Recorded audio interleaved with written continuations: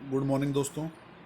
मैं आपको जो वीडियो बना रहा हूँ, ये वीडियो असल में अब जो है मैं अपना बिना स्क्रीन पर चेहरा दिखाए हुए बना रहा हूँ, क्योंकि इससे जो वीडियो है वो कम एमबी का बनता है।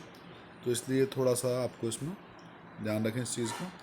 अब हमने कल टॉपिक पढ़ लिया था। लास्ट टॉपिक जो हमारा था वो था बंधन ऊर्जा और द्रव्यमान क्षति।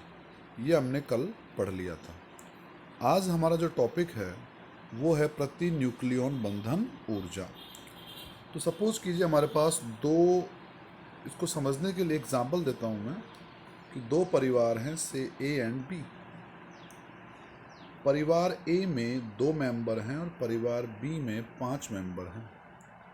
इन 2 मेंबरों की मासिक आय 60,000 रुपये है, जबकि इन 5 मेंबर्स की कुल मिलाकर के इनकम 1,00,000 रुपये है। ठीक है, तो बताइए कौन सा परिवार ज़्यादा अच्छे तरीके से जीवन यापन कर पाएगा। आप कहेंगे बी। नहीं, परिवार बी नहीं कर पाएगा, क्योंकि 1,00,000 रुपये में 5 हिस्से हो जाएंगे, तो प्रति व्यक्ति जो आय है वो 20,000 रुपये रह जाएगी। जबकि परिवार ए में 2 व्यक्ति हैं और वहाँ प्रति व्यक्ति आय 30,000 रुपये होगी, जो अपेक्षाकृत ज़्यादा है। इसलिए ज़्यादा अच्छे तरीके से जीवन यापन कौन करेगा? परिवार ए। ठीक, तो यही बात लागू होती है नाभिकों के ऊपर। 2 नाभिक हैं,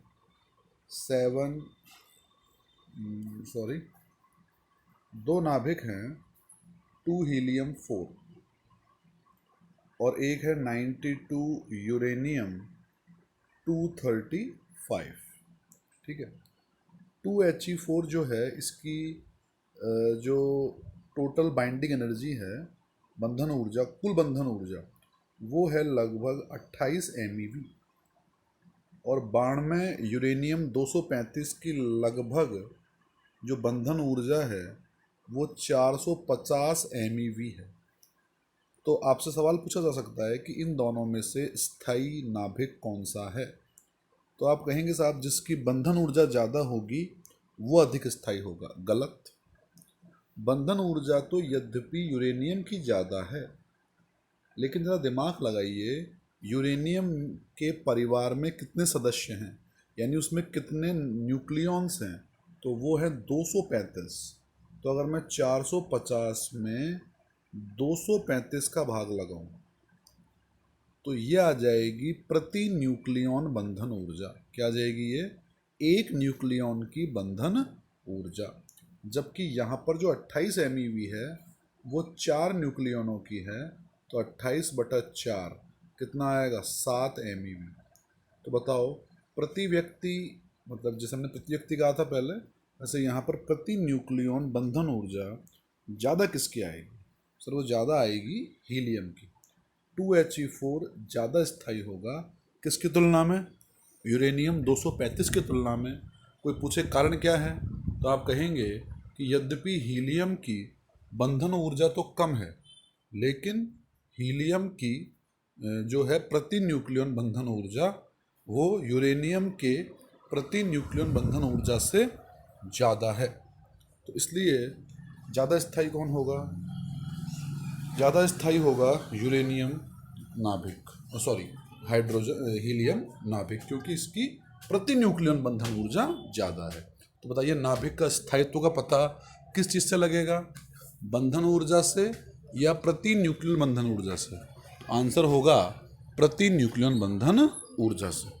प्रति न्यूक्लियन बंधन ऊर्जा जिसकी ज़्यादा होगी वो नाभिक ज़्यादा स्थायी होगा, और प्रति न्यूक्लियन बंधन ऊर्जा से कम होगी वो कम स्थायी होगा। तो देखो क्या परिभाषा है इसकी, पढ़िए इसे निम्न प्रकार से परिभाषित करते हैं, लिखा हुआ है कॉपी के ऊपर। प्रति न्यूक्लियन बंधन ऊर्जा इज इक्वल टू कुल बंधन ऊर्जा बटे न्यूक्लियनों की संख्या या कुल संख्या, वो एक ही बात है।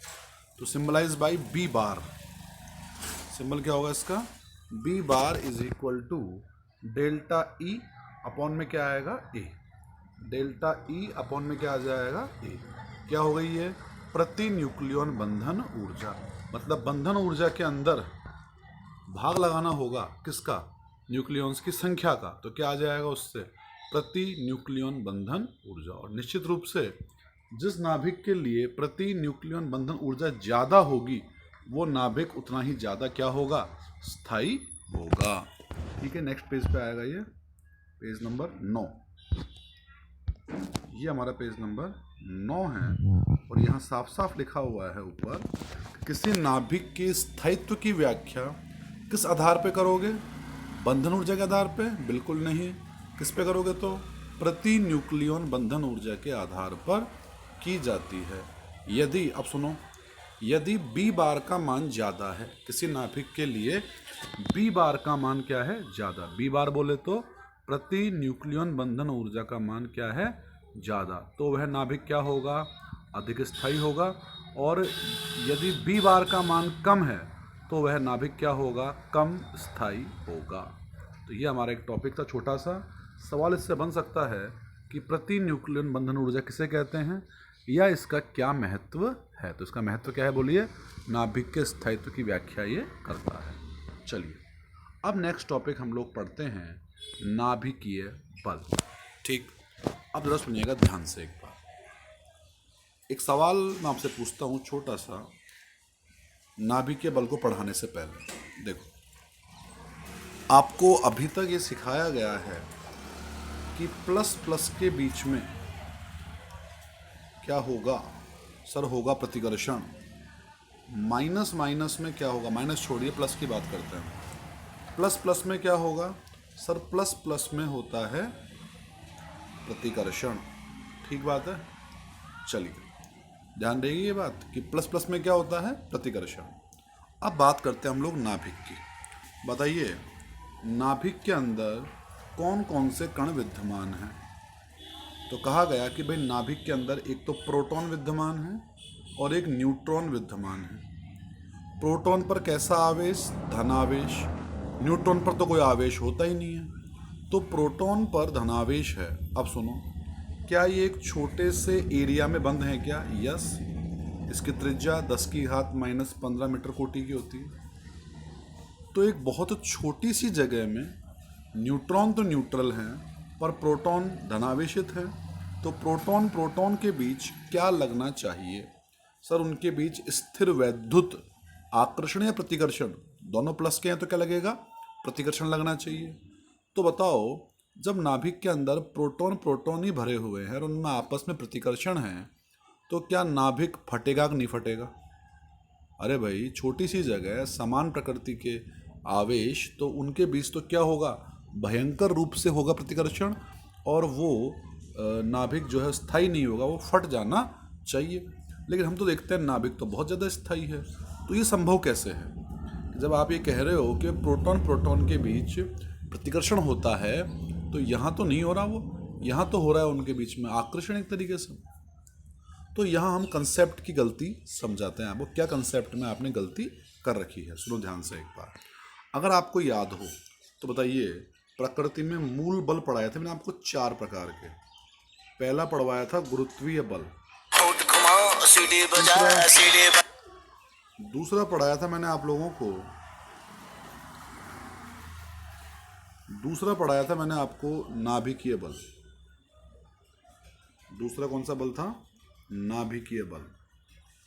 बल्कि तीसरा था, दूसरा कौन सा था, दूसरा था स्थिर वैद्युत बल। दूसरा कौन सा था, स्थिर वैद्युत बल। और चौथा वांडरवाल, वो हमारे अभी काम का नहीं है। अब सुनो, अभी तक तुम जो कहते हो कि भाई प्लस प्लस के बीच होगा प्रतिकर्षण, तो वो आप केवल स्थिर वैद्युत बल की ही बात कर रहे हो उस अवस्था में, पर अब हम इसकी बात नहीं कर रहे असल में। ठीक है, समझो कैसे। इधर देखो, मैंने आपसे कहा कि नाभिक नाभिक के बीच में क्या है, सर प्रोटॉन प्रोटॉन है, तो इनके बीच में क्या होगा, होगा प्रतिकर्षण, तो नाभिक क्या होगा, फट जाएगा, नाभिक स्थायी नहीं होगा। लेकिन नाभिक तो स्थायी है। इसका मतलब क्या हुआ कि नाभिकीय कणों के मध्य उस स्थिर वैद्युत प्रतिकर्षण बल की तुलना में नाभिक के अंदर जो न्यूक्लियॉन्स हैं उनके बीच में उस स्थिर वैद्युत प्रतिकर्षण बल की तुलना में एक अधिक परिमाण का बल आवश्यक रूप से कार्य कर रहा होगा। अरे तभी तो नाभिक स्थायी है।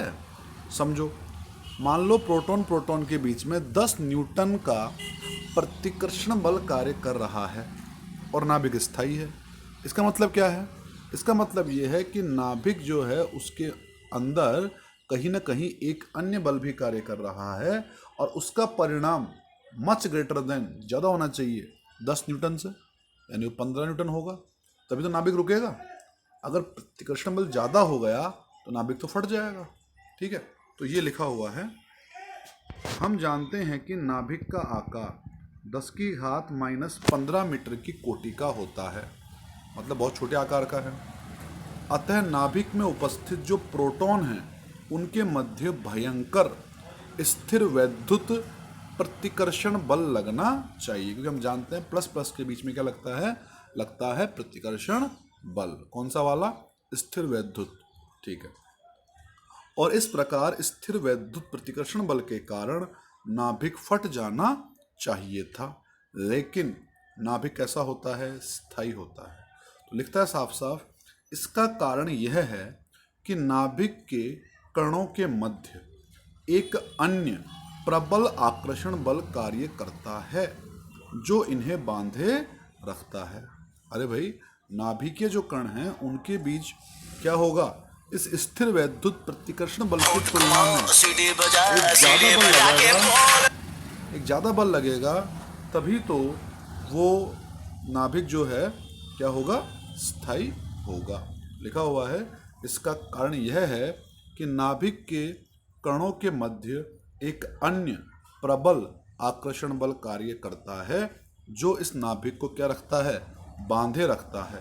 अतः नाभिक में उपस्थित नाभिकीय कणों के मध्य उनको बांधे रखने वाला एक शक्तिशाली आकर्षण बल नाभिकीय बल कहलाता है। आई बात समझ में? मतलब ये बल उस बल से अलग है जो आप पढ़ते आ रहे हो, अब तक आप ये सीखते आ रहे हो कि भाई प्लस प्लस के बीच तो क्या होता है प्रतिकर्षण पर नहीं। अब हम कह रहे हैं कि प्लस प्लस के बीच में नाभिकीय बल भी लग सकता है, और पढ़ाऊंगा मैं आपको आगे इसी चैप्टर में अभी कि नाभिकीय बल आकर्षण प्रकृति का हो सकता है। ठीक है, चलिए अब नेक्स्ट हेडिंग लिखी हुई है नाभिकीय बलों के गुणधर्म। ठीक है, सुनिएगा ध्यान से। पहला पॉइंट मैं बोलता हूँ इसमें, प्रकृति में जो 4 बल पाए जाते हैं उनमें सबसे स्ट्रॉन्ग बल है न्यूक्लियर फोर्स, नाभिकीय बल। प्रकृति में जितने भी बल पाए जाते हैं मूल बल 4 होते हैं प्रकृति में। सबसे स्ट्रॉन्ग बल कौन सा है? सबसे स्ट्रॉन्ग बल नाभिकीय बल। पॉइंट नंबर 2, नाभिकीय बलों की जो परास है, मतलब वो कितनी दूरी तक काम करेंगे, तो डेफिनेटली नाभिकीय बल नाभिक के अंदर ही तो काम कर रहे हैं, मतलब वो अति अल्प परास होगी उनकी, परास कमी तो होगी क्योंकि नाभिकीय बल नाभिक के अंदर ही काम करेंगे। ठीक है, तीसरी बात, नाभिकीय बल आवेश पर डिपेंड नहीं करते, मतलब आवेश से अनाश्रित होते हैं। अब सुनो ध्यान से, तो ये हमारा नाभिक, अब प्रोटॉन प्रोटॉन के बीच भी नाभिकीय बल लगेगा, प्रोटॉन न्यूट्रॉन के बीच भी नाभिकीय बल लगेगा, और न्यूट्रॉन न्यूट्रॉन के बीच भी नाभिकीय बल लगेगा, क्योंकि नाभिकीय बल आवेश पर निर्भर नहीं करता। ठीक है, और स्थिर वैद्युत बल केवल किस में कार्य करेगा? सर वो केवल प्रोटॉन प्रोटॉन में ही कार्य करेगा, प्रोटॉन न्यूट्रॉन में काम नहीं करेगा। क्यों नहीं करेगा? क्योंकि प्रोटॉन पर तो आवेश है, न्यूट्रॉन पर आवेश ही नहीं है, तो काम कैसे करेगा?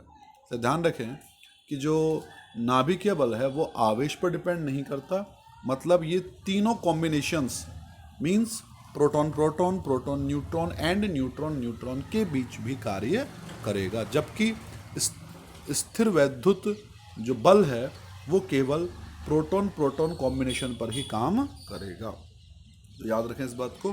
पॉइंट नंबर 3 मैंने लिखा है इसमें आपको, तो ये आप समझ लीजिए इसको कि नाभिकीय बल आवेश अनाश्रित होते हैं, अर्थात प्रोटॉन प्रोटॉन प्रोटॉन न्यूट्रॉन तथा न्यूट्रॉन न्यूट्रॉन के मध्य समान नाभिकीय बल कार्य करता है। अगली बात, नाभिकीय बल केंद्रीय प्रकृति के नहीं होते। अब सुनिएगा, अगर आपको याद हो तो मैंने आपको पढ़ाया था पाठ नंबर 5 होगा शायद 11वीं क्लास में, उसमें लिखवाया था गुरुत्वीय बलों के बारे में कि गुरुत्वीय बल केंद्रीय प्रकृति के होते हैं। और उसमें किसी ने पढ़ा हो तो उन्हें लिखवाया था कि ऐसे बल जो केवल दूरी पर डिपेंड करते हैं, depend only on distance not in the direction, दिशा पर डिपेंड नहीं करते, उन्हें कहते हैं हम केंद्रीय प्रवृत्ति के बल।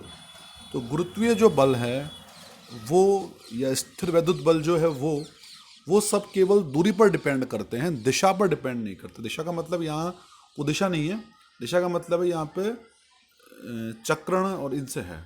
तो हम देखते हैं इसको एक बार पॉइंट नंबर 4 में। नाभिकीय बल केंद्रीय प्रकृति के नहीं होते हैं। क्यों नहीं होते हैं? क्योंकि दो न्यूक्लियनों के मध्य कार्यरत नाभिकीय बल न केवल उन दोनों के मध्य की दूरी बल्कि उन दोनों न्यूक्लियनों के चक्रण की दिशा पर भी डिपेंड करते हैं। अगर केवल दूरी पर ही डिपेंड करता तो हम क्या बोलते हैं उस बलों को कि केंद्रीय प्रवृत्ति के हैं, लेकिन दूरी के साथ साथ ये उन न्यूक्लियनों के चक्रण की दिशा पर भी डिपेंड करते हैं। इट मीन्स नाभिकीय बल जो है वो चक्रण की दिशा पर डिपेंड करने के कारण केंद्रीय प्रवृत्ति के होते हैं। ठीक है। पॉइंट नंबर 5, नाभिकीय बल संतृप्त होते हैं। कैसे होते हैं ये? संतृप्त। संतृप्तता का मतलब ये होता है कि एक न्यूक्लियॉन्स जो है वो दूसरे न्यूक्लियॉन पर ही अपना इम्पैक्ट डालता है। इसे बोलते हैं नियरेस्ट नेबरहुड इंटरेक्शन। निकटवर्ती जो है पड़ोसी न्यूक्लियॉन, उसी के साथ जो नाभिक है, नाभिकीय कण जो है वो अपने पड़ोसी के साथ ही इंटरेक्शन रखता है, उससे आगे वो इंटरेक्शन नहीं रखता। पर ये बहुत आगे की बात है, आपसे भी ये याद कर लीजिए कि नाभिकीय बल संतृप्त होते हैं। पॉइंट नंबर 6, न्यूक्लियनों के बीच की दूरी R0 अगर 0.8 फर्मी से ज़्यादा है तो ये बल, नाभिकीय बल कैसे होते हैं? ये होते हैं आकर्षण प्रकृति के। जबकि R0 का मान 0.8 फर्मी मीटर से कम होने पर ये बल होते हैं प्रतिकर्षण प्रकृति के। ठीक है। वैसे आज तक कोई सवाल इसमें से आया नहीं, बस एक बार आया था कि नाभिकीय बल किसे कहते हैं, इसके 2 गुण लिखो। तो 6 गुण हैं, कोई से भी आप 2 लिख सकते हैं इसमें से। ठीक है। Thank you.